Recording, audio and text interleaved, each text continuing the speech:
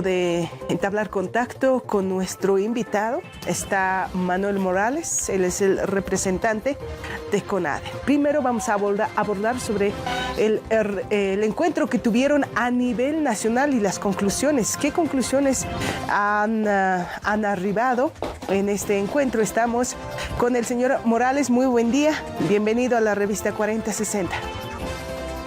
Muy buen día, Vilma. El fin de semana hemos tenido un encuentro. Son aproximadamente 30 las filiales que tiene el CONADE.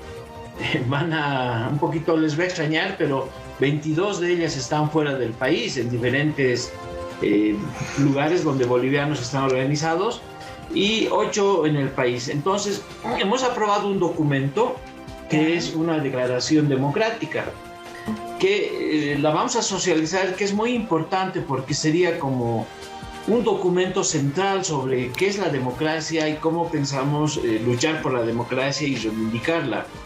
Y luego hemos entrado a tratar varios temas, ¿no? El principal ha sido el tema del sistema judicial. Ustedes saben que va a haber elecciones a magistrados el próximo año, el 2023. El gobierno ha hablado de una cumbre y en la sociedad civil ha empezado a surgir una serie de posiciones, de propuestas que están hablando desde hacer un referéndum para modificar la Constitución en este tema, y hay otras propuestas que están hablando de que debería el gobierno, el Parlamento, ceder una especie de privilegio que tiene de la preselección de candidatos a magistrados. Entonces el CONADE ha resuelto ir por la creación de una comisión de expertos externos para que preseleccionen a los magistrados. Se ha tomado una serie de decisiones de apoyo a los sectores en lucha, el caso de la Caja Nacional de Salud, el tema de que las personas empiecen a hacer denuncias, ya no solamente estemos en una fase de resistencia, todo el apoyo al fondo indígena. Hemos discutido mucho el tema de avasallamiento de tierras, no estamos hablando solo del oriente, el tema de Sacaba es un tema muy grave, porque en ámbitos urbanos hay un avasallamiento a partir de que a la gente se le quita sus terrenos. Los jueces, los abogados están despojando a muchas personas de sus tierras. Hemos hablado de los presos políticos, de reforzar nuestra campaña, de la defensa de los recursos naturales, el tema del agua, el silala, tariquía, el tema del madidi, el tema del litio. Y básicamente generar una serie de acciones para que la CIDH conozca el caso de tortura y asesinato del señor Marco Aramayo. Ese es un breve resumen de los principales temas que hemos resuelto, aparte de continuar luchando por la democracia y el fortalecimiento orgánico del CONADE. Ese, Vilma, sería un pequeño resumen de lo que hemos trabajado este fin de semana. Muchas gracias por explicarnos, por hacernos conocer en estas pocas palabras, señor Morales. Y ahora, con referencia a al ingreso, invasión en este caso, a los territorios indígenas por los narcotraficantes. ¿Ustedes cuántos lugares o cuántos territorios indígenas han podido recibir que están siendo ocupados por los narcotraficantes? Mira, el principal territorio indígena es el Tignis, lastimosamente, ¿no? Ustedes saben que durante muchos años se ha ampliado una línea roja, el polígono 7 es de todos conocidos, ¿no? Y de esa manera una serie de productores ilegales de hoja de coca prácticamente han penetrado en el Tignis.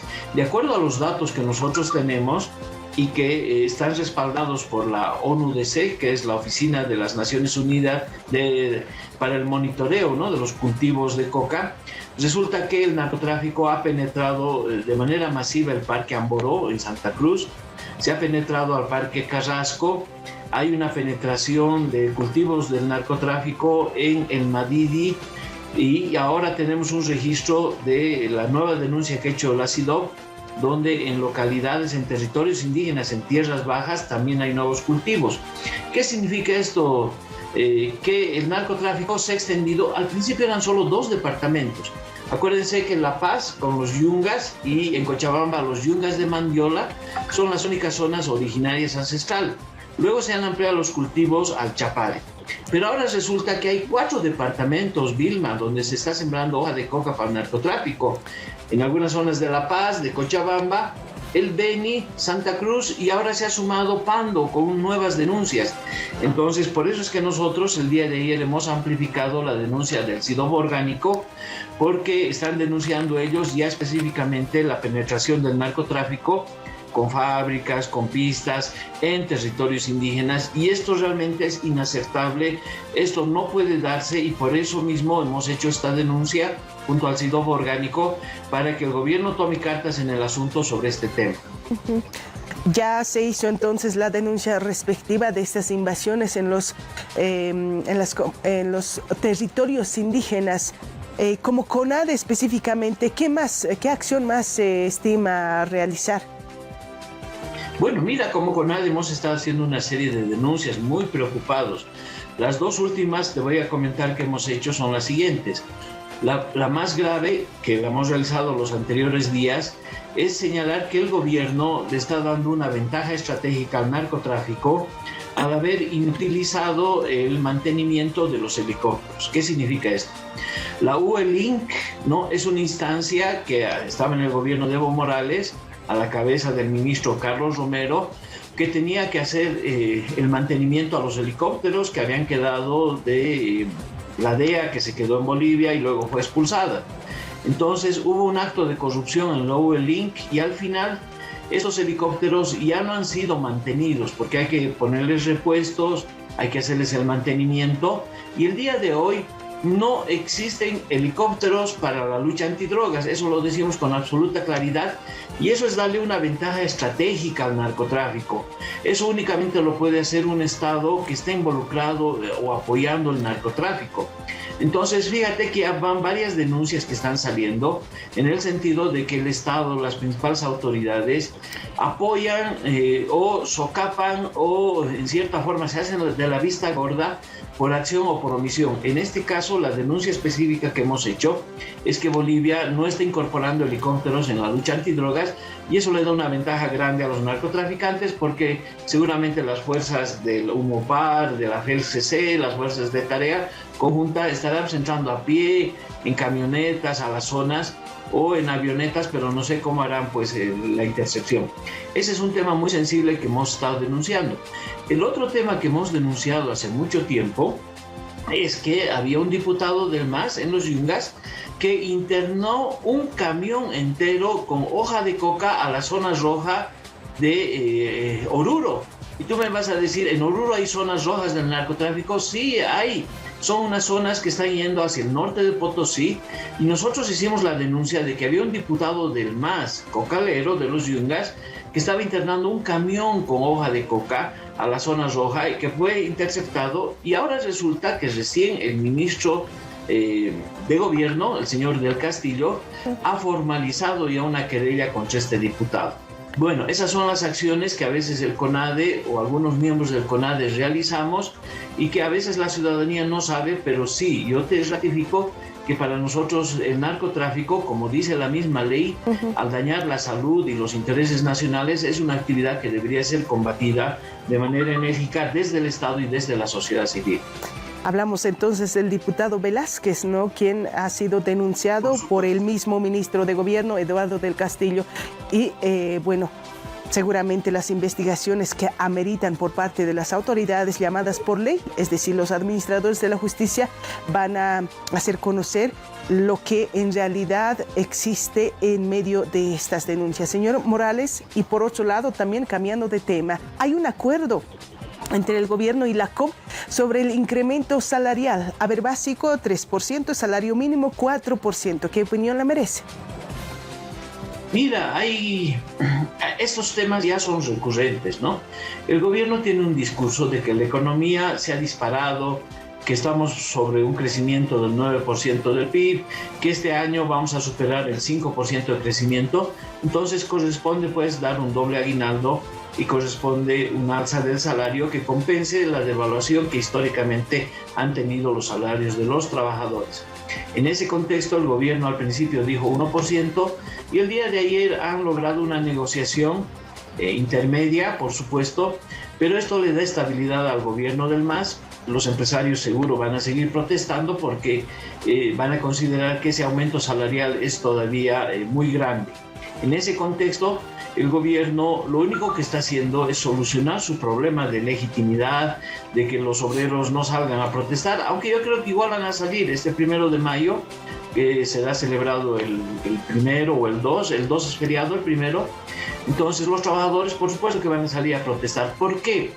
Porque todo ha subido, Vilma. A ver, si tú estás en la calle y vas al mercado, desde los dulces, desde las golosinas en los mercaditos, en los puestos de venta han subido. Prácticamente todo está subiendo.